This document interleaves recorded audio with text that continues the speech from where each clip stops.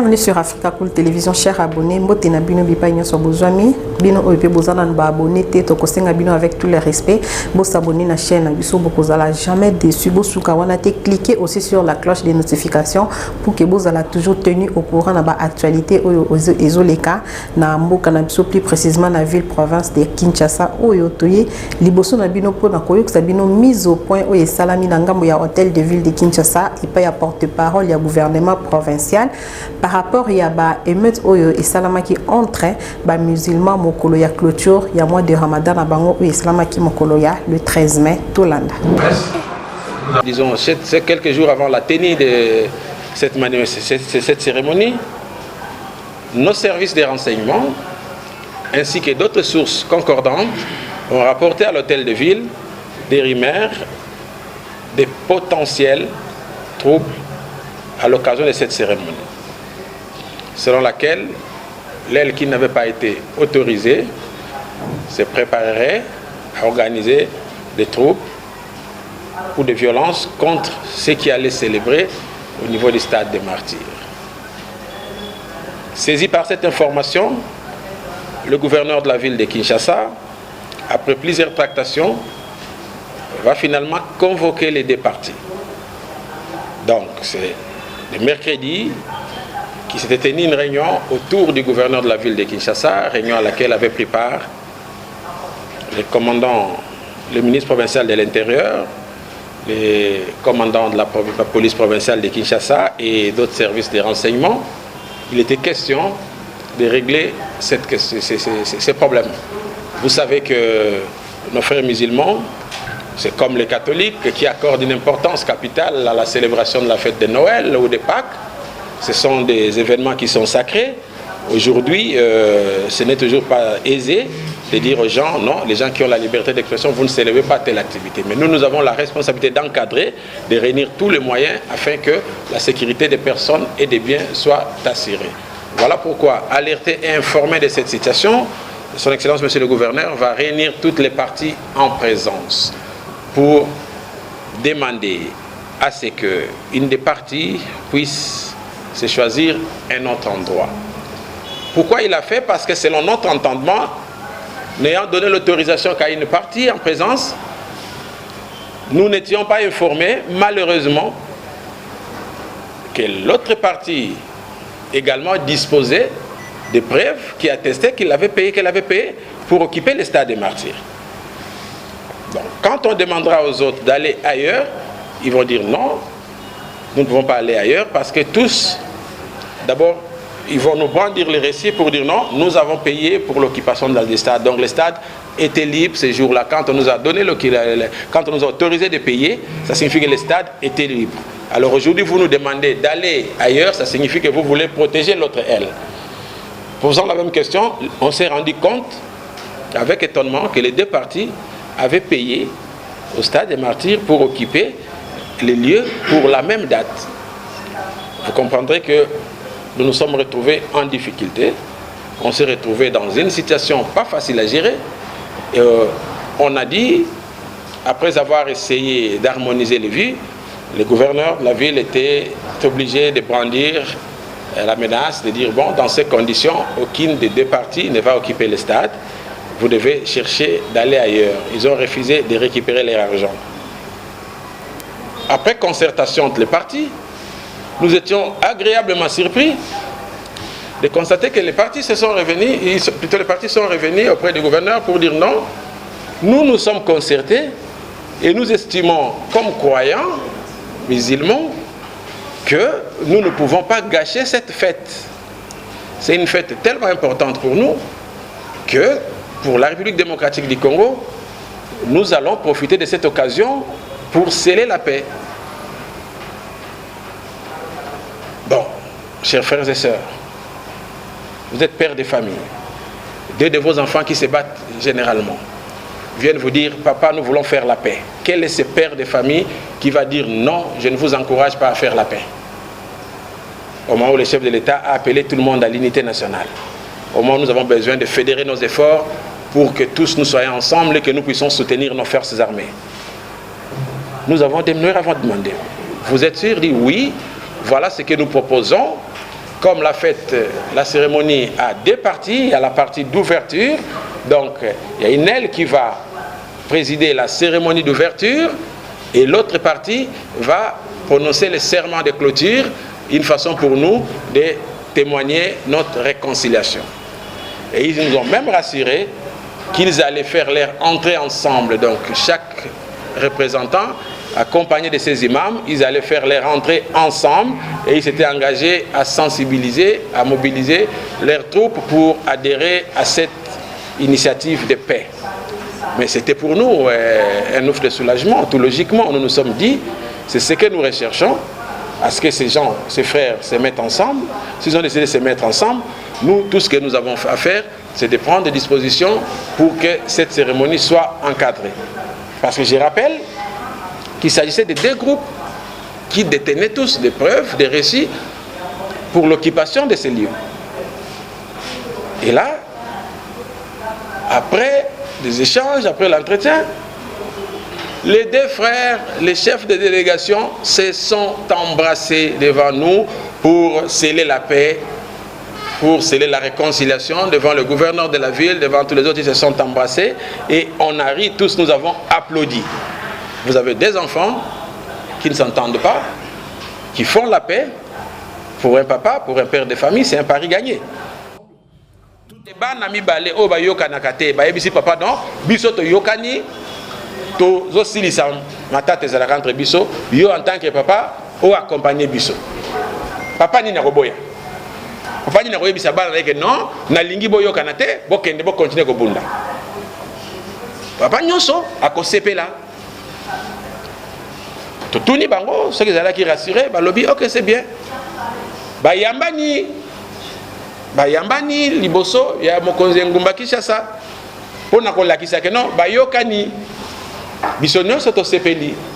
Lorsque bandeko bazui mokano ya koyokana, il faut to accompagner bango. Il faut accompagner bango et malheureusement mutu moko azana pareilité.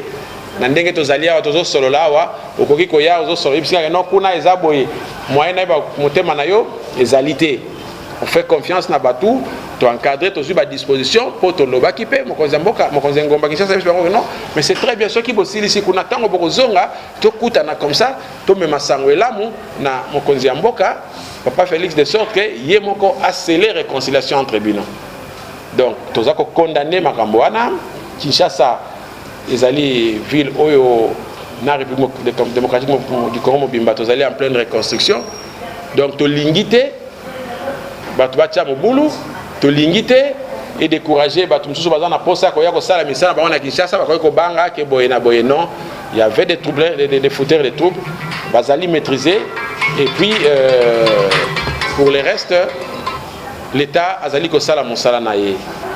Je vous remercie pour votre disponibilité. Merci, que Dieu vous bénisse. Il s'est tenu ce jeudi 13 mai 2021 sous la haute coordination de son Excellence Monsieur le gouverneur de la ville de Kinshasa, Jean-Tini Gobila Mbaka, le conseil ordinaire des ministres du gouvernement provincial de Kinshasa. Compte tenu de l'actualité de l'heure dominée par les affrontements des deux factions rivales des comités musulmans, le ministre provincial en charge de l'intérieur qui a géré la suite du conseil des ministres sur instruction de son Excellence Monsieur le gouverneur de la ville de Kinshasa empêché pour raison de service, a dans sa communication signalé qu'il s'observe à Kinshasa une accalmie relative du fait de la pression de la police sur les inciviques qui sont progressivement arrêtés, jugés et acheminés à Kanyama KCC pour leur rééducation. S'agissant des incidents liés à la clôture du mois de Ramadan, le ministre provincial de l'Intérieur a signalé que sous les auspices de son Excellence Monsieur le gouverneur de la ville de Kinshasa, les deux factions musulmanes se sont retrouvées ensemble dans une réunion de réconciliation en présence du ministre provincial de l'Intérieur et du commissaire provincial de la police de la ville de Kinshasa. L'objectif soutenu par les deux factions était celle de réunir en un seul corps et de célébrer ensemble la cérémonie de clôture du Ramadan. Les partis se sont donc accordés sur toutes les lignes et ont promis de faire correctement cette réconciliation et de fêter ensemble. À la fin de la cérémonie, elles se sont même embrassées et ont enterré la hache de guerre, promettant de sensibiliser leurs bases respectives à se retrouver au stade des martyrs pour communier ensemble.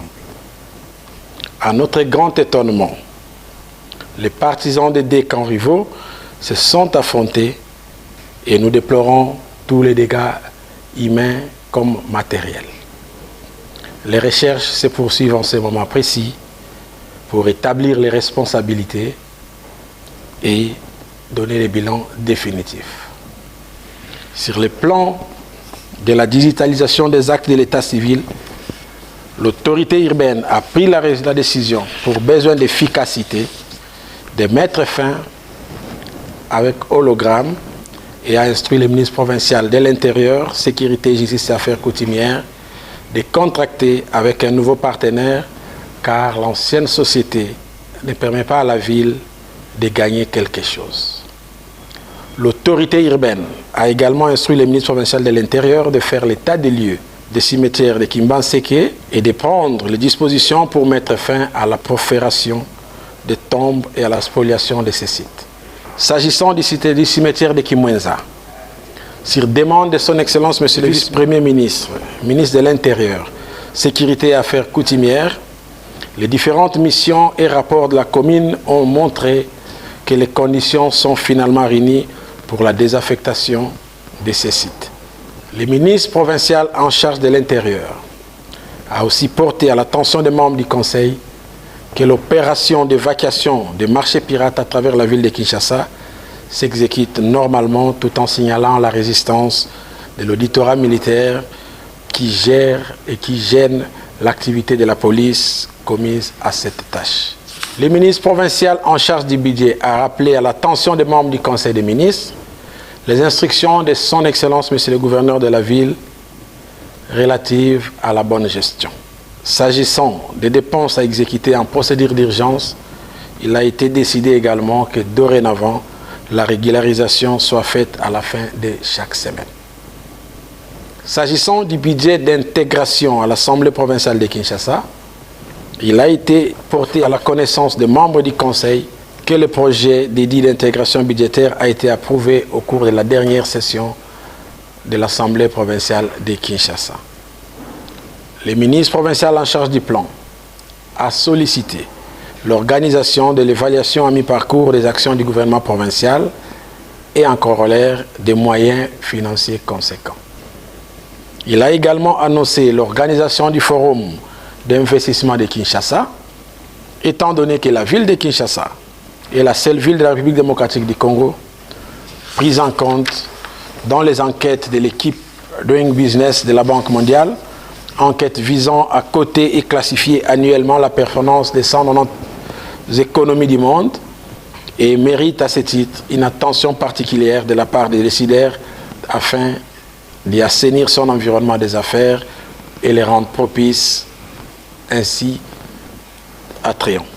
Il a été aussi annoncé l'élaboration de la revue trimestrielle d'assistance pour atténuer l'impact socio-économique de la COVID-19 dans la ville de Kinshasa, principalement dans la commune d'Nsele, en collaboration avec l'UNICEF. Il a rappelé la nécessité de la convocation de la commission administrative provinciale spéciale en attendant l'aboutissement du processus de réforme de l'administration publique urbaine en cours.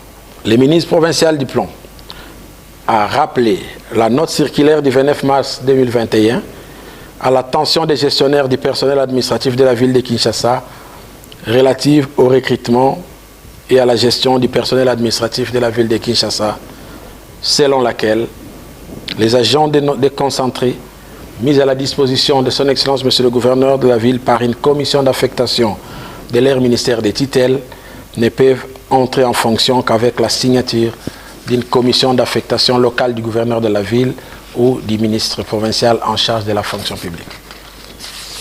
Il a également évoqué la nécessité de prendre des mesures relatives à l'amélioration des conditions de travail des agents et cadres de la ville de Kinshasa. Dans le domaine de l'emploi, Monsieur le ministre provincial du Travail a insisté sur les dispositions des articles 202 et 204 relatives aux compétences du pouvoir central et celles des pouvoirs des provinces.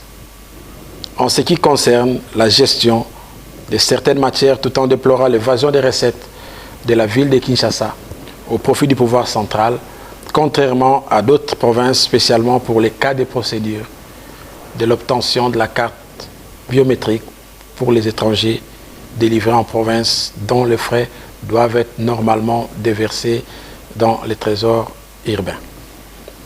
Dans le domaine du travail, il a été déploré le manque de protection de l'investissement et de la main-d'œuvre locale des Congolais au profit des immigrés avec l'envahissement des grossistes qui vendent en gros et en détail. Le ministre provincial en charge des transports a informé les membres du Conseil de la présence à Kinshasa de deux opérateurs ferroviaires de renommée internationale, à savoir Italfer et Ratep, venus de la France et de l'Italie pour la modernisation et la relance du train urbain.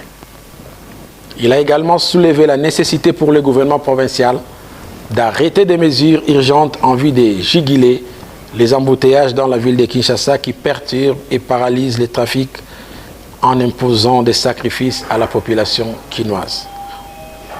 À cet effet, une commission ad hoc a été instituée pour proposer en urgence des mesures palliatives. Le ministre provincial en charge des transports a invité la police congolaise à accompagner de manière efficace le gouvernement provincial de Kinshasa dans cette démarche. Une augmentation des effectifs de la police est souhaitée à cet effet. Il a également encouragé la démarche du conseiller spécial du chef de l'État en matière de changement de mentalité, qui est dans une démarche de recrutement de volontaires pour le civisme routier, tout en invitant les conducteurs quinois à respecter les codes de la route.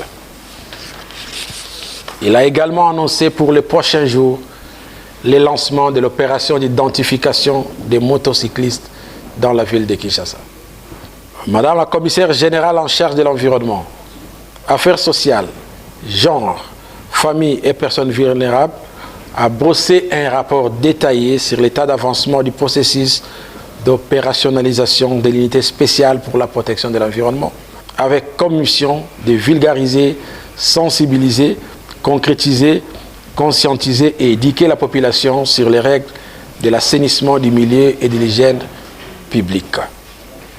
Après avoir présenté les rapports épidémiologiques de Covid-19 à travers la ville de Kinshasa, le ministre provincial en charge de la santé a brossé ses avis et considérations sur la mission d'assainissement du secteur médical pharmaceutique de la ville de Kinshasa, tout en signalant que seuls 1,8% des officines pharmaceutiques opérationnelles à travers la ville de Kinshasa disposent des autorisations de fonctionnement du ministère des tutelles. La majorité des pharmacies ne répond pas aux normes en vigueur. Elle a dénoncé la vente des produits altérés et périmés par certaines officines pharmaceutiques de la ville de Kinshasa.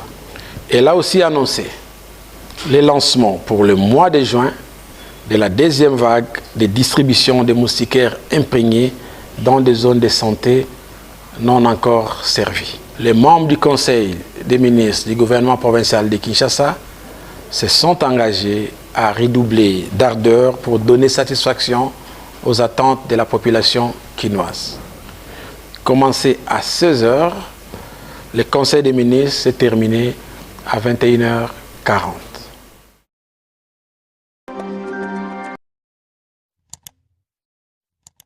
Chaîne Nabiso Africa. En tout cas, les chaînes y a bien. Et puis, vous êtes très rapide. Ils êtes très rapide. Les chaînes moko, bako ça a bien confiance. En tout cas, nazo senga na bato oyo nanu ba souscrire te bazwa. Donc, ils ont vraiment net oyo balo bakaki boka lelo, lamba lelo, lia lelo. Donc, ils ont kitoko na sepeli na bino, na sengi na bato nyonso bo souscrire. Ebele, boko zala déçu te. Africa Cool, c'est la destination de prédilection pour une communication optimale. Longo Dianabino Mama. Merci beaucoup. Vous voulez le Congo? Pour que le Congo devienne cool, pour suivre le Cool Analyse, alors revenez et abonnez-vous massivement. Massivement. Africa Cool.